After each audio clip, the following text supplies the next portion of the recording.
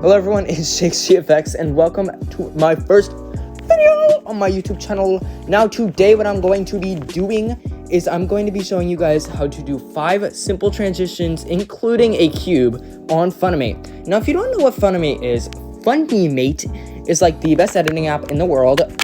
Better than, I'm not even going to say, I don't want to cause tea, but Funimate is very helpful for starting out, and this is my profile, Jakes.gfx. Go follow it on Funimate if you did not already, because anyway, you can gain followers, view counts, and more.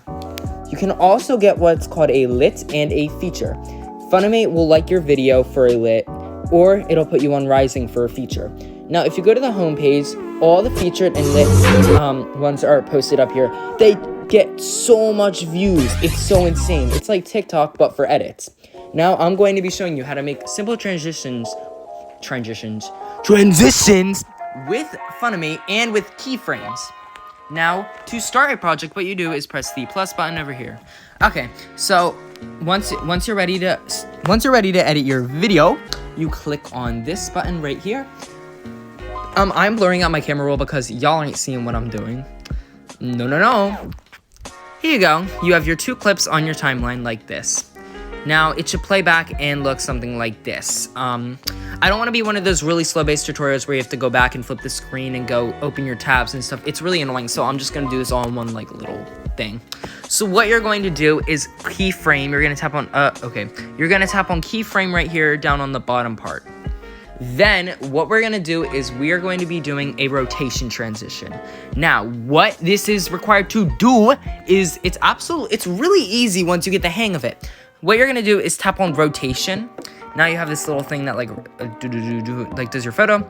Then, you're going to put down a keyframe, which is like that diamond thingy over there. I don't know why it's a diamond. I don't know.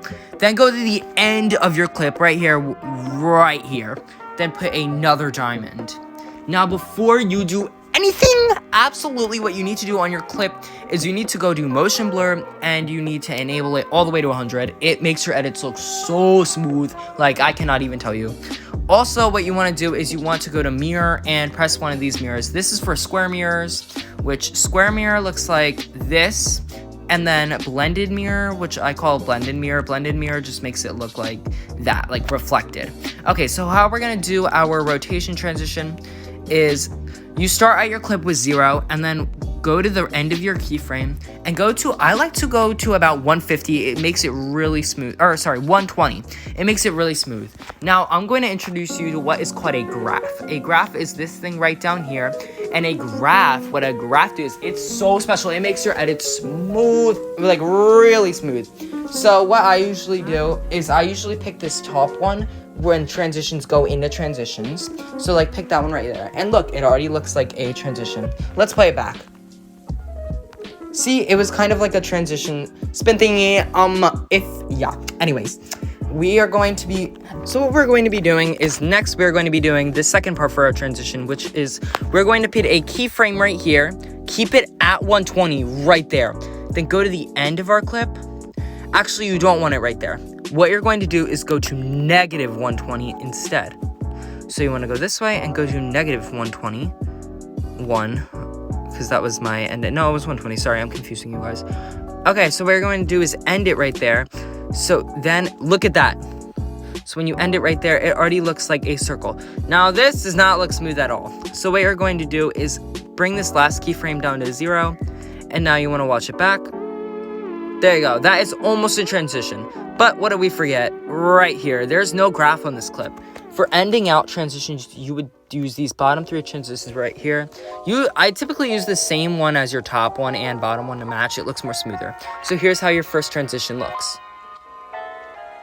That is really smooth, and that looks really good if you did it by my instructions. Now we're going to be doing what I call as a zoom out transition. What you're going to do is you're going to take your clip right here, go to scale. Same thing as same thing. What you want to do every single time, do motion blur up to 100 and do mirror any mirror style you'd like.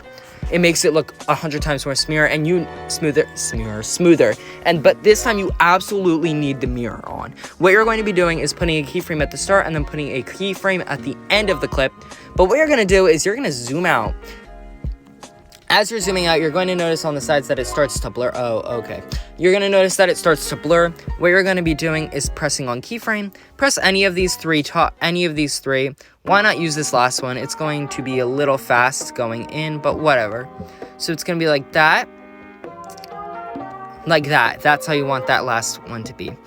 Next, what you're going to be doing is zooming back in for this clip. But what you're going to be doing is go to about 250 in the middle, so it's zoomed in. And at the end of the clip, you're going to go to about its normal size, which is 100. Sorry, if this is confusing, let me know in the comments below, and I'll make a different tutorial. But here we go. Watch your edit playback. Woo! That looks like a very, very smooth transition to me. Now we're going to do a slide over transition. So you're going to be needing the position this time. What you're going to be doing is you're going to be putting a keyframe at the start, putting a keyframe at the end of your clips for both of your clips. That's what you're gonna do. Go to the one at the end of this clip, which is right here, and use these bottom arrow panels at the bottom to go this way. Now wait until your dot right here in the middle, your white dot, is at the blue line right there. Then what you're gonna do to this clip is you're going to move it this way. You're gonna move it backwards to the other side where the other blue line is. You're gonna be holding down there, and then at the end, you're gonna have to make sure it's at the middle. Now add your graphs. This time I'm going to be choosing this graph because it's lonely and I've never picked it yet, and it's probably sad. Okay, here's your transition. See, that was really smooth and it looked really good. The final transition I'm going to be teaching you is a cube. Now, I still suck at cubes no matter what, so yeah. What we're gonna be doing is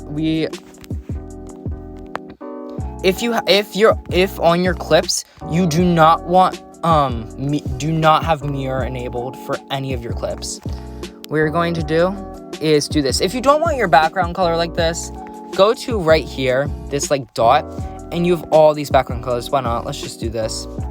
Okay, so you're gonna put your thing in about the middle. Okay, now what you're going to be doing is you're going to hit the add button right here to add any effect. Look how many effects Funimate has provided for you. They are literally amazing.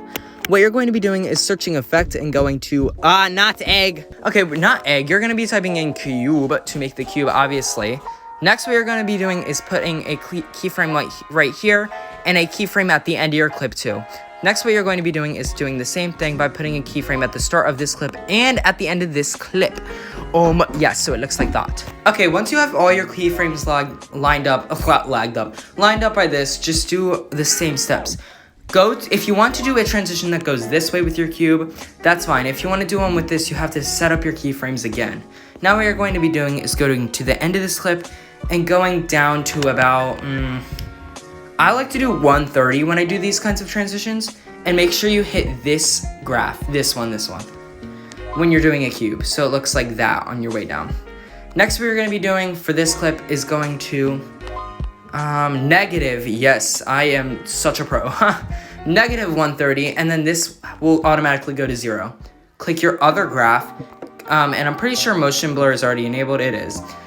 So now what you're going to be doing is watching back your clip, and now you have a smooth cube transition. If any of these effects or keyframe things helped, please let me know, like and subscribe, and I'll see you next time.